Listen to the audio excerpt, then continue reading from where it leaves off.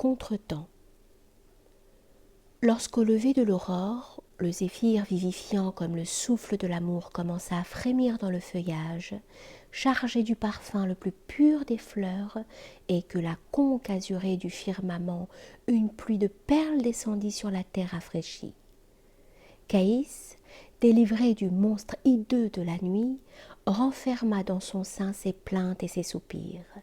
Ivre d'amour et d'espoir, il sauta avec légèreté sur sa chamelle et se trouva bientôt près de l'habitation de sa bien-aimée.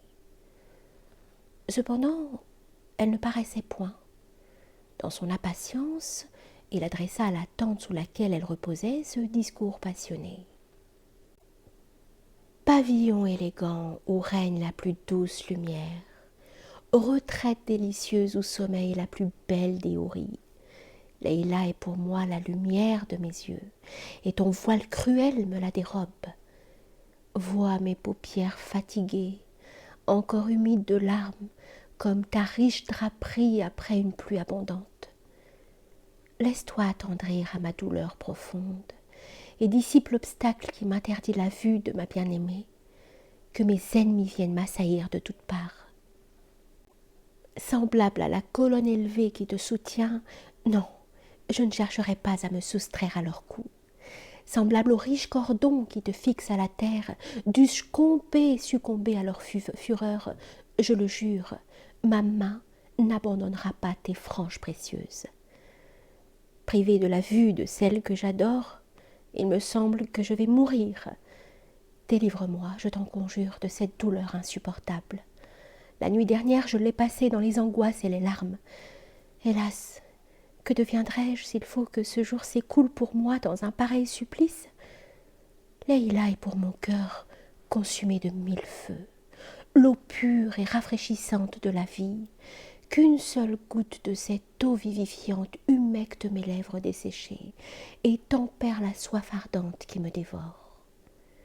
Hélas, tandis que je suis en proie à cette agitation cruelle, peut-être son cœur calme et tranquille se livre-t-il à tous les charmes du repos. Quoique Caïs ne s'exprimât qu'à voix basse, Leïla cependant l'entendit de l'intérieur de sa tente et reconnut les accents plaintifs de l'amour.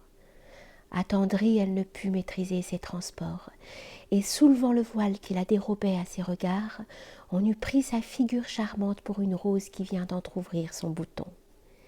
À la vue de son cher Caïs tristement penché sur sa chamelle, elle lui sourit avec toute la fraîcheur de l'aurore et lui dit avec une douceur inexprimable: « Aimable ami, ô toi qui brûles pour moi de l'amour le plus tendre, cette peine qui déchire ton âme, qui pèse sur ton sein oppressé, penses-tu donc que j'y sois insensible?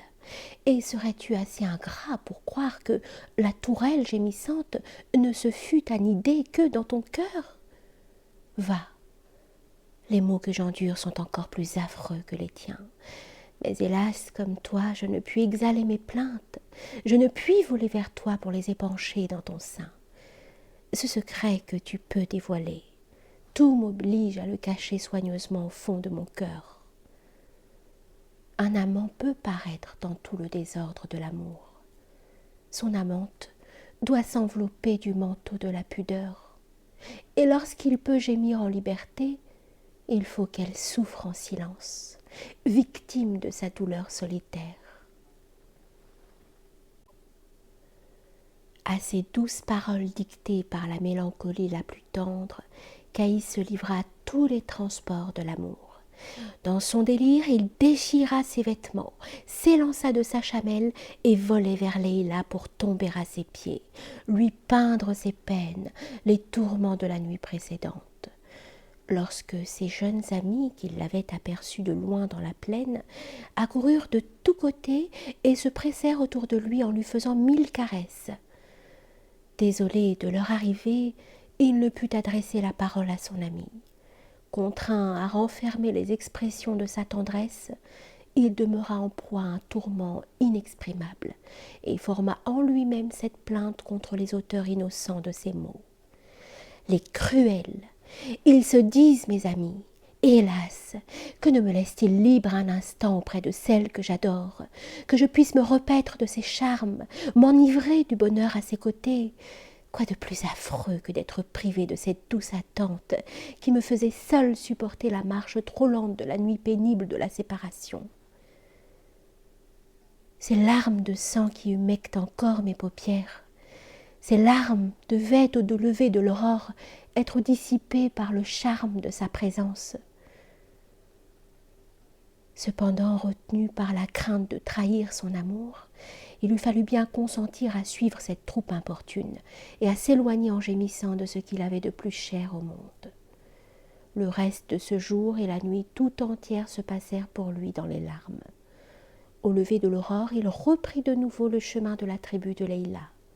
Libre d'exprimer ses transports, il baisa avec ivresse la draperie élégante de sa porte, et Leïla, l'ayant reçu dans l'intérieur de sa tente, le fit asseoir sur de riches coussins à ses côtés.